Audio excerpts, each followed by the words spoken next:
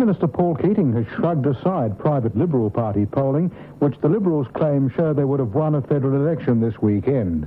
Mr Keating said today the Liberals were being cocky as usual, claiming a walkover. But the Liberals' polling is at odds with the latest Morgan Time Australia poll, which shows the coalition dropping 3 points in the New Year period to trail the government 43.5% against 42.5%. Labor was also down, but only 1%. The poll, conducted over the 2 weeks to January the 16th, also shows Mr Keating steady on 47% as preferred Prime Minister, while opposition leader John Hewson dropped 5% to 40%. The Australian Democrats Party is predicting a coalition victory in the federal election. Democrats leader John Coulter says he's based his prediction on the level of discontent throughout the country. Senator Coulter says a coalition government would be disastrous for Australia, but is the likely outcome because of the Labor government's failures. The mood that one gets is that the electorate is rather fed up with Labor. They're certainly not believing the sort of statements that Mr Keating was making last week, that the election is going to be fought on social justice issues, because they observe that in general Australians have become less well off under Labor in the last 10 years. They see the large number of unemployed, and they simply are not believing Labor. And I think rather like 1972, they're feeling that a change to anything is better than what we've got. Westpac has finally chosen its new managing director. Ron Fuller reports the top job has gone to Wells Fargo Vice Chairman Robert L. Joss. The long-awaited decision on a new managing director was promised last week by the bank's chairman, John Uhrig. Mr Robert Joss will fill the position vacated by Frank Conroy, who left the troubled bank last month over the institution's recovery program. The American banker says he's excited by the prospect of joining Australia's first bank and the challenge of rebuilding it. Mr Joss faces a monumental task.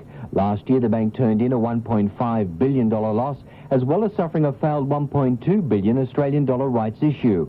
Westpac's chairman has already flagged one of the proposals to get the bank on its feet will be the shedding of up to 20% of the staff. With the recent bout of hot summer weather comes a warning about the danger of the sun and skin cancer. The warning has been issued by the Australian Nuclear Science and Technology Organisation, which has been pursuing melanoma research for more than a decade. More from Janet Grist. ANSTO's Professor Richard Lambrecht says the highest risk group in Australia is fair-skinned, red-headed men. Statistics show men are more likely to develop skin cancer than women. Professor Lambrecht says men tend to develop skin cancers on their backs, while they tend to occur on the legs of women. Melanoma is a tumour that is not particularly responsive to chemotherapy, and once it's spread, it's difficult to control. Professor Lambrecht's team at ANSTO is working on the synthesis of a class of selenium compounds, which have the potential to provide a remission of melanoma growth. But the best advice is still to cover up whilst out in the sun, wearing a shirt, hat and an effective sunscreen. Janet Grist, Sydney. Ansett is getting serious about becoming Australia's next overseas airline. It's seeking approval from the government's International Air Services Commission to operate services to Japan's new Kansai airport from the middle of next year. Aviation correspondent Len Novak says Ansett plans to operate 747 jumbo jets like Qantas that are capable of carrying more than 400 passengers. The Jumbo will become the largest airliner that Ansett will operate, and it's no secret it's seeking extra capital to finance the expansion. Possible investors are Singapore Airlines and even arch-rival Air New Zealand. Ansett says only 50,000 Australians fly to Japan each year, but Japanese traffic to Australia numbers 600,000. The airline believes that imbalance can be overcome with proper pricing.